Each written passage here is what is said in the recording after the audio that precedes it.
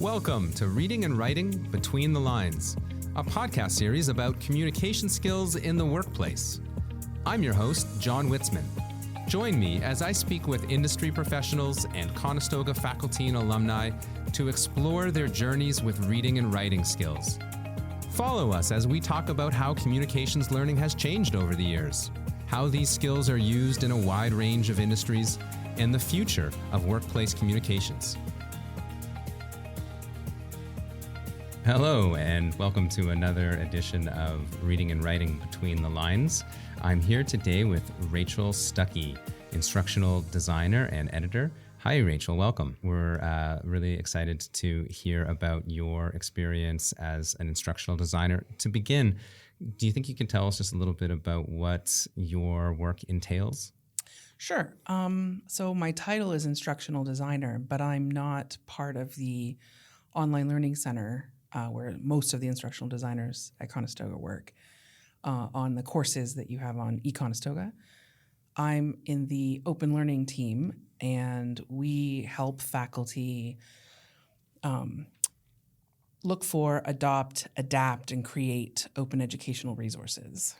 Okay, that sounds like a really rich area for us to eventually discuss how you use communication skills, reading and writing skills. Yes, very much so. Before we get into what I'm sure will be a really interesting conversation there, I'd love to go back in time and take you back to some of your early experiences learning communication skills at school. What were those early experiences like for you? Well, it's interesting because I do think they weren't as people might expect. I've spent my whole career with writers and editors, and they all tell a similar story that I think is a bit different than mine because I was never a language kid. Right. I wasn't the writer in school. So for the writers and editors that you work with, it was an instantaneous click. Well, yeah, they were just sort of, they wrote stories. They were just sort of, so-and-so, he's a writer, she's a writer. And that's how they identified. I was never, I don't think anyone sort of singled me out as being a writer. Like I was, a high achieving kid. I was in the gifted program, but I never stood out as a writer. And I was thinking about why, and I think there's three main things. I had terrible penmanship, like stay in at recess and work on your penmanship. Okay. I was a terrible speller. Failed my. I didn't fail spelling tests, but I've never been a speller. Yeah. Never been good at spelling. Still can't spell very well. Thank you, computers. And I also just wasn't a storyteller. And I think when kids sort of stand out as being writers, right, it's because they write stories. Right. And I'm not a creative writer. So I was never sort of categorized as a writer. Yeah. As a young student. There's so much there in that answer that you just gave that I think is really significant to the work that we're doing here on this podcast, and then also the work that we're doing at the post-secondary level in our communications courses around simply defining what are the skills that make up this field, what are the standards and criteria for success or for effective application of these skills. Sure. And it's so interesting to hear you describe a background where there was a fairly rigid definition of what it meant to be skilled in this area, right? We need it to look pretty, for lack of a better word, right? That there's an aesthetic quality to our output. We need to conform to standards in the case of spelling, and then also we're going to prioritize a certain kind of writing, a certain kind of communication, specifically creative writing, storytelling, sure. and in so doing, we're going to maybe miss a lot of aptitude and ability in the very many other ways that people communicate in writing. Sure. Well, it was just, it wasn't a thing I did. And I often got sort of pegged by teachers as not living up to my potential. Right. But my parents, who were educators themselves, right, they weren't concerned. They're like, she will eventually. Okay. And when it gets interesting, she'll live up to her potential, I think was their perspective. They're like, it's fine. She's doing fine. We're not worried about it. That sounds like really sage advice. Yes. So when did it get interesting? When did things start to change for you? Well, first of all, I know that my parents had a computer early on. So this is dating me, but they were sort of early adopters of a DOS computer. Sure, so I remember. We had an IBM clone, Yep. PC clone. And I started using a computer in 6th grade to do assignments and things. And that was ahead of the curve for your classmates. Very much so. Even in high school, my classmates didn't have access to computers. We started to, but you could still do assignments on pen and paper. So that made a difference for me. And I think by the time I got to mid-high school, it finally sort of caught up with me, and I started being sort of designated as a person who writes well. Okay, by your teachers, by your classmates, by yourself, sort of all of the above. All of the above. But I still wasn't a creative writer. I still struggled with those assignments that required storytelling. That was not my thing. Okay. Writing reports. I was good at writing reports. What was it about the report writing that you remember excelling in? Was there a template or a structure that you were employing and you found that it was sort of easy or comforting to direct your efforts towards that framework? I think I was just very good at organizing. Interesting.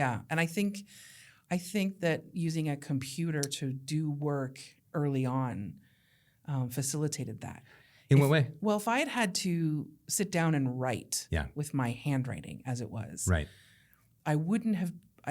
When I did in-class exams, I would often kind of truncate myself. I'd shorten what I had to say because it was the physical challenge of writing. Right. But with a computer, I could write and type and then cut and paste and move things around. So that's what I wanted to ask Yeah. you next. The logistics, the sort of technical approach to it. Do you remember creating outlines? Do you remember creating drafts? Absolutely, yes. And I had peers who would think about something and then sit down and sort of outline it and then write it by hand. Yeah. Even in university, because that's how they'd learn to write. Yep. But I had started using a computer pretty young, and so I was very much an outliner on the computer and moving things around. And there used to be, I don't know if we still teach this, we probably don't teach it anymore, but the idea that you use note cards and you put your key points on note cards Right. and then shuffle them around. Yes. That still required handwriting on the Yes. note cards. I would get the books from the library and get my articles photocopied at the library and spread them all out on the computer desk. And I would type all of my notes with, references Yep. in a note next to what I'd typed. And then I would print it and cut it up Wow. and do the same, rearrange like a note card. Right. And because that was early days, we were still using DOS, Word. I didn't have a Windows machine yet. Right. Do you remember anybody observing that approach and commenting on it, or was it? My parents thought it was hysterical, that I was doing. I think they thought it was brilliant that I was doing it. I never really. And you just developed it on your own. This was something that I you just kind of sort of innovated. Yeah, I did. Because it was easier to do that for me than to make handwritten notes. Sure. And so, I used to, and then I would tape them and color code them and stuff, and then I'd go into the screen and move things around as I had rearranged them on the printout. That's when we used to have to do those big projects, those ISPs in high school. Right, yeah. Because I was still doing the 5-year high school. So we had these pretty big They were pretty extensive. semester-long projects where you Yes. took notes and Yeah. you had and proposals and all that stuff. So I did that a lot. Do you remember in the moments having a sense that these were valuable skills you were developing, or did it just feel like you were sort of just doing what you needed to get by? Well, I think they were the skills that made me, a top student. Yep. But I didn't see them as Like a skill and career trade. skills. Right, yeah. Yeah, I didn't see them as like a trade going forward. I was actually thinking should be a scientist. Okay. I was going to be a science student. I majored in science when I started university. Which makes sense because you're taking a kind of methodical approach I to your love writing. science, and I was much better at it than my siblings. And so in my mind, I was like, I've been told I'm good at science, Yes. so that's what I should do. No one had said, you're a good writer, you should be a writer. Right. That was not the thing that we thought of. Another thing that jumps out at me as you're describing these early educational experiences is how significant it is to have that feedback from your teachers and from the people around you. How at an early age our identity is influenced and perhaps even shaped to some extent by the impressions that we make on other people. Yeah. And then how much stock we tend to put in that, right? And I think that's something that I see a lot with my students when they come to my first year post-secondary communications course. They've got a pretty clear idea in their head whether they feel like or see themselves as a writer or not. It's very true. One of my best friends in high school believed she wasn't good at math. She'd been told she wasn't good at math, and she just did the minimum math courses that she could take. But in her professional life, she does bookkeeping. Isn't that interesting? I was like, well, you aren't bad at math. Right. You just were in a framework, a different kind of framework, a different kind of math, right? So I think, I just never really saw myself as a writer because no one told me I was going to be a writer. And I think we didn't talk about how writing could be a thing you do as a career. Right. So I started in science, and then I realized, oh no, I'm not actually meant for science, just because I was curious and liked it, but science requires some skills that are not mine. So I quickly changed from science to English. And that was at the university level? At university level, yeah. Now, at the university level, when you're taking English courses, are you getting much instruction in the way of writing, technically? Well, actually, yes, because I was a writing major. Okay. And I went to university in the U.S., okay. which had a different, and a small school in the U.S., a very small university. So had a different approach to how you take English classes.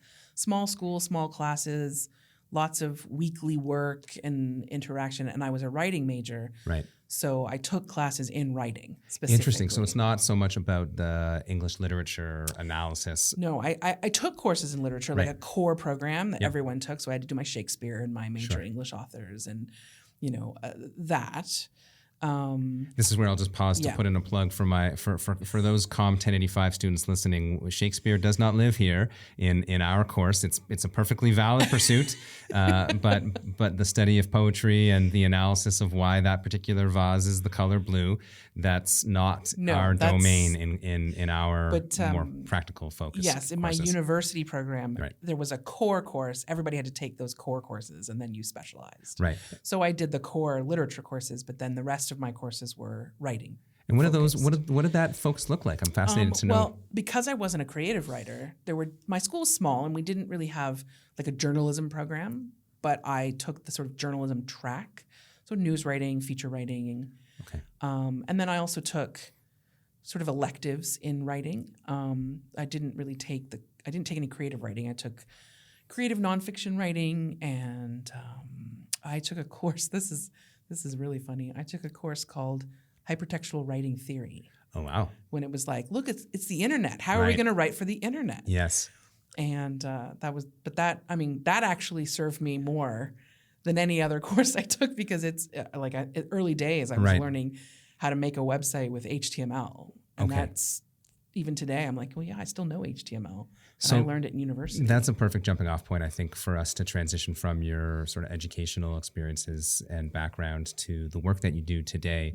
I'm really interested to know about your work and how it's informed by those educational experiences, how those classes that you took when you were writing major, how do they influence and guide the work you do now when largely you're designing content for the web?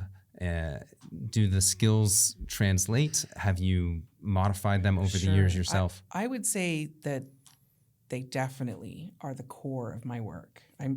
I would say that the work I've done my whole career has been rather vocational in that sense. Like, people tend to think of the format as the important thing. Right. So you're a book editor, so you know about book editing, or you're a web editor and you know about web editing. But editors know that, no, it's really just content that we're editing. The format helps dictate the content, but you just have to learn the new form, and then it's the same. So I think those classes, even with the Shakespeare, where Sure. I did the analysis Yeah.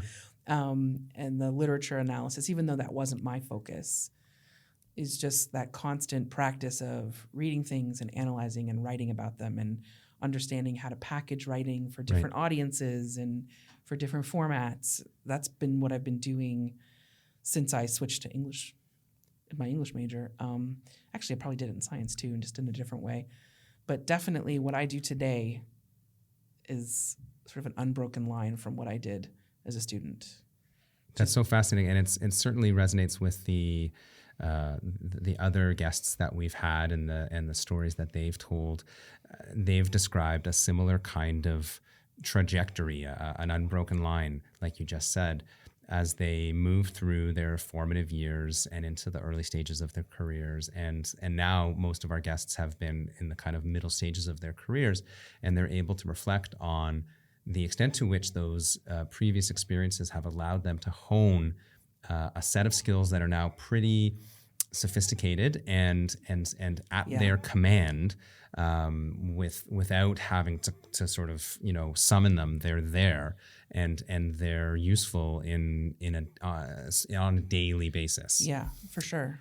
You mentioned the sort of through line of some core principles when you're trying to communicate, sort of regardless of the format. And I'm fascinated to know, as you've moved from different media and now onto sort of web design, what are some of those sort of core principles that guide you in your work as you're trying to communicate content, whatever it might be? Well, I think because I'm not a creative writer, and that's more about expressing what you want to express. Right. I think that's the goal of creative writing. I've always been sort of focused on audience, right? Who's reading this and why are we writing it? So we need to tailor it for that purpose. And I think that sort of informs sort of writer for hire type people and editors. I've spent most of my career as an editor more than a writer. This is actually tremendously relevant to our COM 1085 students who might be listening, because the concepts of audience and purpose are fundamental to that course and many other communications courses in our school as well. Have at their core a consideration for what we might call the rhetorical situation in some cases. So what are some of the things that you do to consider that audience? What are some of the factors or characteristics that you're trying to anticipate, and how maybe you can give us some examples of how you might tailor a message to one audience profile as opposed to another? Well, I think because I've worked most of my career in educational publishing. Before I started working as an instructional designer here, my main client base and employers were always education context. So leveled writing is an important part of that. Right. Which is, what grade level are you writing at? Yes. Or what, who is your target audience in terms of, like, are they English language learners, or is this intermediate third-year university economics, or is this, introductory economics, or is it so very much the level of the student? And there's a lot of things that you have to take into account for that. Yes. But then that's really just gets into becoming familiar with language use and language, like word choice and sentence structure, but also tone. Like first year introductory texts tend to be a little more conversational, a little more bring the student into this topic. And then, if you ever seen like a intermediate macroeconomics textbook, it's like a brick when you're reading it. It's like reading Greek sometimes. But it doesn't have to be. Like, it just depends. So definitely leveled writing is probably That's a great example, and I think really relevant to students and aspiring professionals in any number of fields, because fundamentally they're going to be communicating from a position of knowledge and expertise, in many cases to an audience who doesn't have that expertise, who's paying them for that expertise, right? Whether you're in the field of software or in the trades, your value in that commercial relationship is knowing the things and trying to explain why you're doing what you're doing, or trying to recommend one approach or material over another. And the challenge for a lot of people is to communicate that expertise in a way that is clear to an audience that isn't expert. And that it's actually a very difficult thing to do. It really is. It really is. That's why editors are important. Right. We always say everybody needs an editor. Everybody needs an editor. Truly. But when I started working in publishing and I worked on these textbooks, and I would tell people at a party, I'm editing a finance textbook or an engineering textbook. And they're like, how can you do that if you don't understand engineering? Right. I was like, well, first-year students don't understand engineering either. Yes. If I can understand your textbook, then it's great, because I don't have that subject matter knowledge. Right. But I should still be able to understand it. I may not understand the concepts or the premise, but I can understand the language. Right. So that's but it's very difficult. So you've talked about sentence structure, you've talked about tone and voice. So whether it sounds to the reader like somebody is talking to them directly in a conversational way, or whether it sounds like it's the most distant, formal kind of authority figure that is not really bothering to check about to think about you if they understand you. They're not stopping for your cues of understanding. You've talked about the word level choices. So are you using terminology that is perhaps only known to a very expert small group, or whether you're defining and explaining those terms? So that's actually a lot. There's a lot of choices there. I guess what I'm curious about now is the fact that so much of our communication now happens through the medium of a phone, and less so a tablet or a laptop. How have you seen over the course of your career some of those communication principles, some of those bedrock priorities? How have they changed as the actual medium of interaction has changed? Say from a textbook that's 8.5 by 11 to a phone screen that's a quarter the size. Well, I think that the digital, all digital publishing, all reading on screen, whether it's a website or a phone, or like on a laptop, a computer screen, or a phone or a tablet. We read differently on screen. Yeah. We know that. The research is there. And so we've tried to encourage people to write more succinctly. Right. Obviously, just because reading on screen is more fatiguing, right? But also just the pattern, using headings. It's hard to scroll a screen and remember where you are. It's different from flipping pages. So there's definitely that. So that's where the like a sort of plain language approach is so useful, because the more clear that we can be, and I think it's when we talk about audience and I think from a professional communicator standpoint, it's my job to make sure that you understand me. Right. It's not your job to figure out what I'm saying. Right.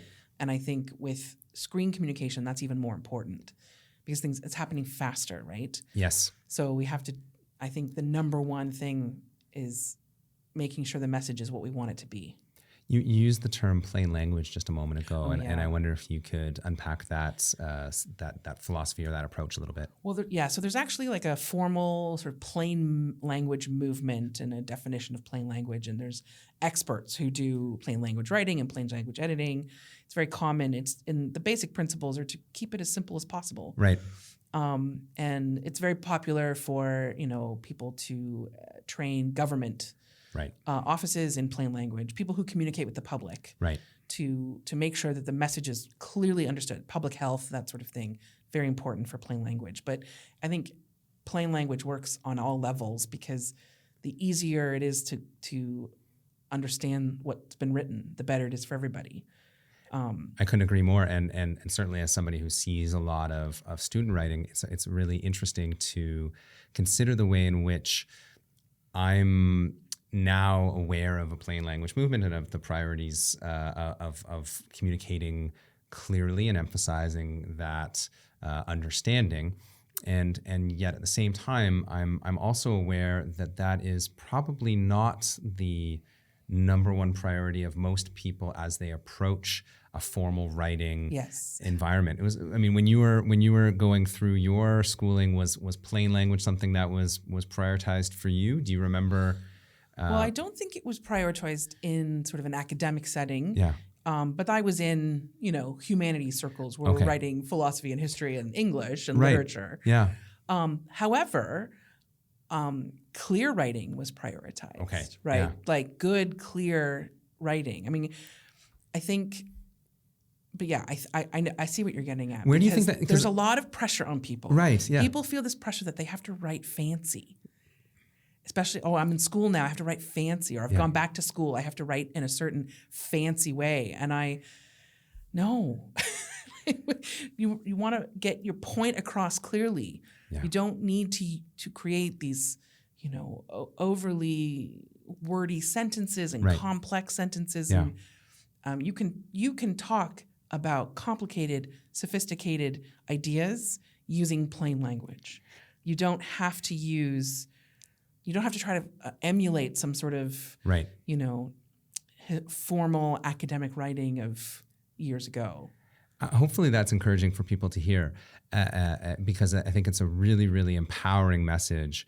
It is, I think, an invitation for a great many more people to see themselves as being capable in this area, because it does not imply that the domain of communicating clearly is exclusive, right? It doesn't require one to shop at the fanciest word stores, right? And to wear the fanciest word clothing around. And yet, I wonder, do you think that you are more capable now of communicating clearly and achieving these goals of being concise and stripping away all of the unnecessary excess? Do you think that you're better at that because of all of the repetition and all of the practice that you've had along the way? Absolutely. I mean, I had really high marks in high school in English, and then I got to university and I kind of got smacked in the face by professors who were like, this isn't good. And I was like, what? Yes. And, I had to learn again. And then I had to keep learning. And then I went to graduate school and they're like, this is terrible writing. I need to learn again. Right. And I have taken so many classes in copy editing and editing. And I've been editing for various different contexts and things for years. And I've gotten better and better and better. So I think that's one of the things I try to convey to people who struggle with writing, my colleagues. And, I find writing is so hard. And I think people who are not professional writers and editors think that we just sit down and write and it's good. Yes. And good writers aren't good writers. They're good revisers. Yes. Right. They spend a lot of time thinking about what they're going to write, and then they write something and then they revise it. And I would say I do that even in text messages. Yep. I tend to reread a text message unless I'm just with, back and forth with friends. My Teams messages, my emails, I revise all the time. Right. I don't just come up with the right way to say things on the first go. And people who struggle with writing, it seems like they have to sit down and write it. I'm like, just write it and we'll fix it. Right. And I think that's the biggest thing that makes writing seem like it's a hard thing to do, is this idea that you just have to do it. Or that it's innate, right? That some people have just naturally got that ability, whereas others don't. Right. And that is a kind of inevitable characterization of their abilities. It's, I think, potentially daunting to hear that in order to achieve this level of command over your communication skills requires a great number of years of practice. However, I think that the flip side of that coin is that every attempt you make at writing is a step forward in your progression. Yes. That simply the act of attending to the project of communicating and writing, every time you spend a little bit more time on the planning and the brainstorming, every time you spend a little bit more time organizing an outline, pushing point form notes around, moving this idea over here, every time you spend a little bit more on the revision stage, even if that time spent is only moving you forward one step, it is the only way that you actually do get better. That this is truly a skill that is rooted in practice and time. It really is. It really is. And it does feel daunting, but I think people often struggle when they're writing. They think writing takes a long time. Right. And I think maybe they're not putting the effort where that needs to be. Right. Because I know those school assignments where you have to formally do the outlining and do all that. People think it's busy work. Right. I thought it was busy work in high school, but that's because I was a good writer in high school compared to my peers. Yes. So I didn't feel the need to do all of those steps and hand them in. That bothered me. But when I look now at my work, they're not busy work. That's actually how it's done. So to that end, how is it done now? You talked about printing and then cutting, and right. So what tools do you use now to create that kind of tactile? So now I when I first started working in publishing, and I would get a sample chapter from an author, and I would read it and think, oh, where is this going? I would actually handwrite an outline based on what I was reading. But now I use Word styles. Oh, okay. So now it's so easy to apply a style in Word to headings. Right. Right. And it has the heading 1, heading 2, heading 3, heading 4, heading 5. Yes. And so and it seems a little finicky to go through and do that. Sometimes it's a bit of a pain. But once you've done that, you can open up the navigation pane and have an outline of what you're working on. Yes. And so now sometimes I just write my outline first in Word, put those styles in, and then I have a dynamic outline on the left side of the screen with the navigation pane. And that I use that all the time now. Like even if I'm not going to have something with headings in it, I will still use the headings to organize what I'm doing. They're just fake headings, or I put them in square brackets because that's a convention from publishing. Sure. Of something that's not going to actually be in a document, it's in square brackets, like a note. And I will use that to organize, content I'm going to put on slides or just all kinds of things. I use that outline tool. I use the styles to create my own outline. No, and you can get subheads in so you can see your points and you think, why is that there? I got to move it around. And you've got an infrastructure for your thoughts. Exactly. And it's right there on the screen for me, and it moves with me as I move things around. It works. I don't do anything by hand anymore. That's fascinating and encouraging to know that those tools are at our disposal. Yeah. And yet I think that it takes somebody to guide us towards them, and requires, again, some practice and some time to experiment with them. I actually just showed my boss how to do that. Oh, yeah. She's like, oh, and I was like, yeah, do this, and then you have an outline, and it's right there. Eye-opening, right? Oh, great! Wow. So it's not intuitive to do that. No, because the actual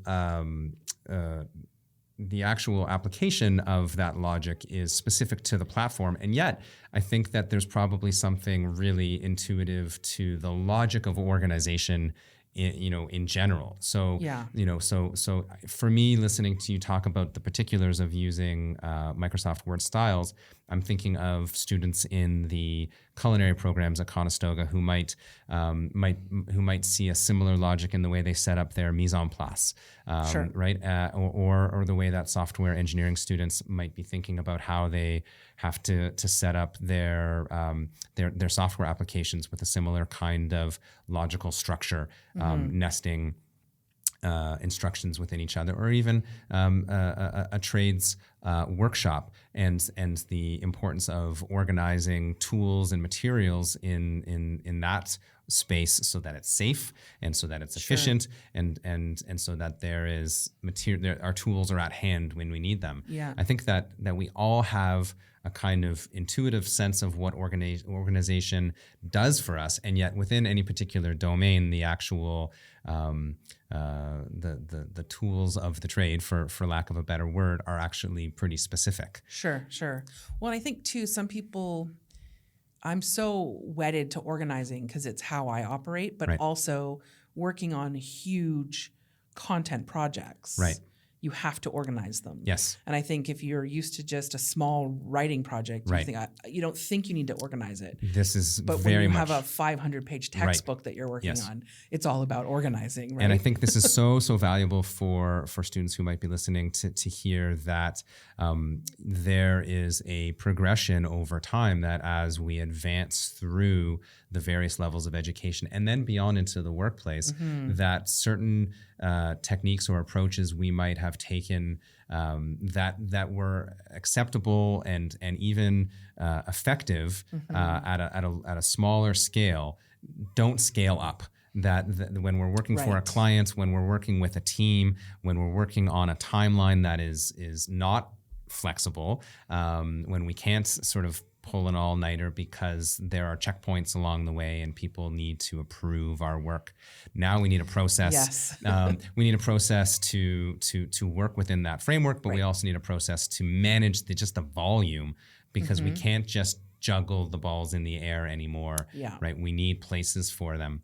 And so that's me thinking ahead from the school experience to the work experience, because I've charted that path already. But there's a path ahead of me that I'm not familiar with, and that's where we're headed in the technological realm.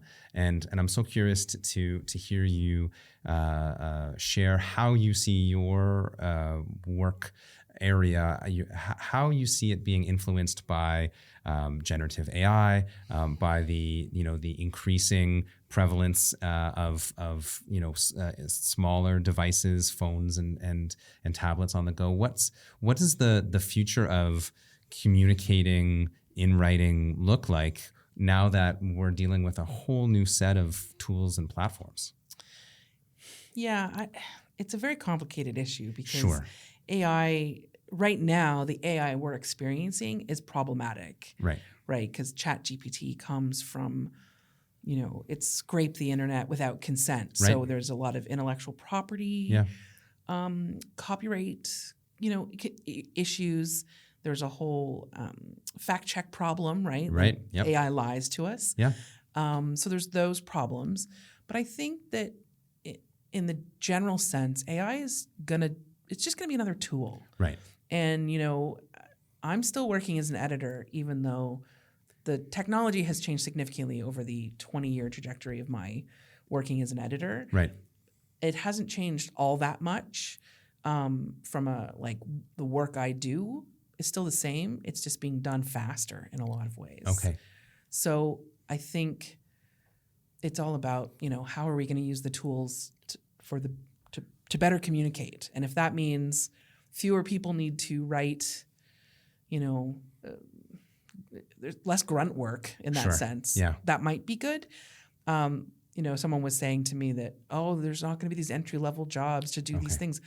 We've already been using these kinds of tools. Like we use templates for things. Sure. We use macro. We used to use macros to make Word do things for us. Right. And Grammarly is a good example of an AI tool that improves writing mechanics, right? So Right. you don't actually have to be really good at finding mechanical errors in your writing because Grammarly will help you do that.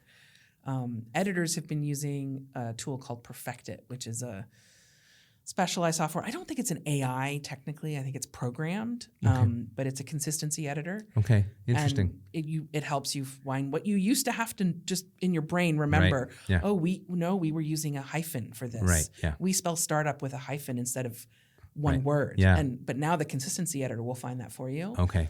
But you still have to be an editor to know Sure. how to do it. So Yeah. I think that we'll always need people to have skills and adjust things to the environment. But Yeah. Thinking about yourself as someone who will be working with future graduates who are now learning at a time when these tools are very much available and around.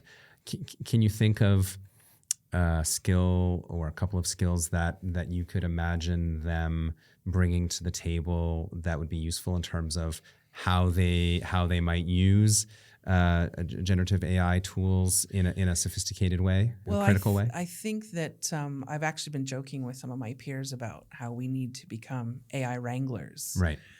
Because the one thing we've noticed in our dabbling with it is that experts are better with it than novices. Right. If I went to use those graphic tools that will create images for me, yes, the artist get something better out of the AI than I can. Right. Interesting. And that goes back to, I think they're calling it prompt engineering, right? Like yeah. knowing what AI needs to do. Right. And in that sense, it is a tool, and the more expert you are in the subject, the better you're going to use the tool, right? Yeah. I think the worry is that how do you get the expertise if the right. AI is doing the easy yes. work for right. us? Grammarly is a good example. Absolutely. Grammarly will give you suggestions, and sometimes it's just wrong, or right. it doesn't understand what you're doing because it's just AI. It's not actually reading it, right? It's just math. They're just like guessing that this is what it should be.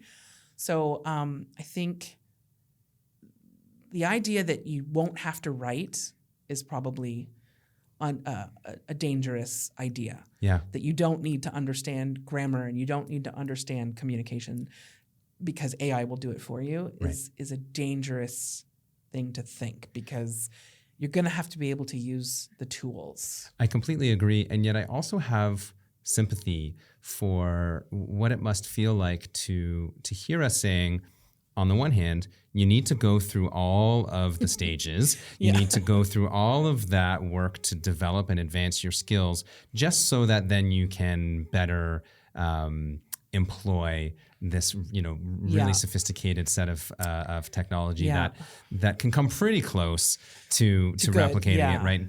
And so I can sympathize with what might be a source of frustration. But maybe we can close just by asking you, what is it that you like about being able to communicate effectively? Why, setting aside the practical applications of being able to use these skills to work effectively and to bring value to your employer, that it's a marketable skill. What is it that might be motivating? What do you think would motivate you if you were coming up now to continue working on these skills? And it's a bit of a curveball. I don't think we prepped that one. No. Well, I think I like it's the efficiency of good communication. Yeah. I think, obviously, a lot of misunderstanding comes from bad communication. Sure.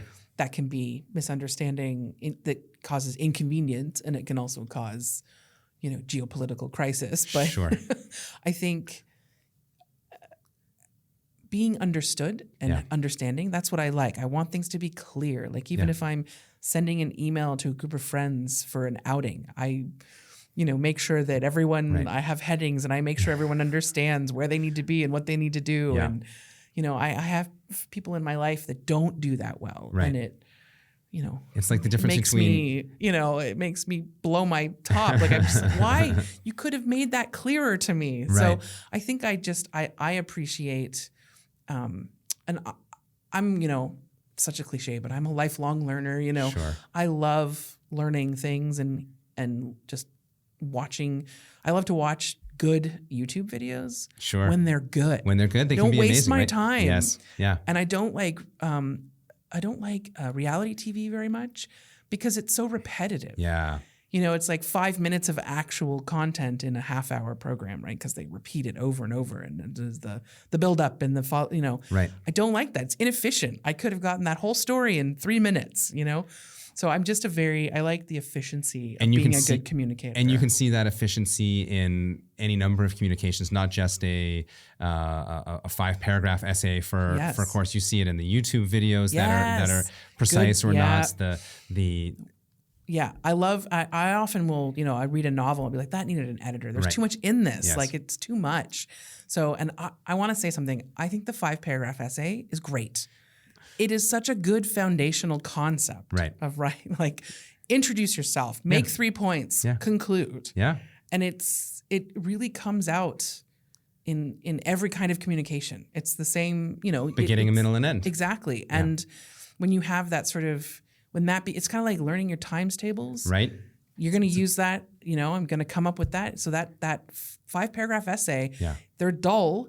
Right. And as my brother's a high school teacher, English teacher, and he's like, the AI thing is, we don't need them to create essays on AI. I don't need 20 new essays on Romeo and Juliet. Right. The world doesn't need that. Right. What I need is for you to practice the skill of putting your ideas together in 5-paragraph essay. Yes, because this is a foundational premise that allows you to see what logic looks like. Organizing your thoughts, organizing how to communicate a message. Yeah. It's a useful tool, and it sort of finds itself in all kinds of communicating. In all kinds of communicating. It does. I think that's a wonderful place to conclude because it is, I hope, a kind of anchor that people can connect with, regardless of what they're actually learning in their academic studies.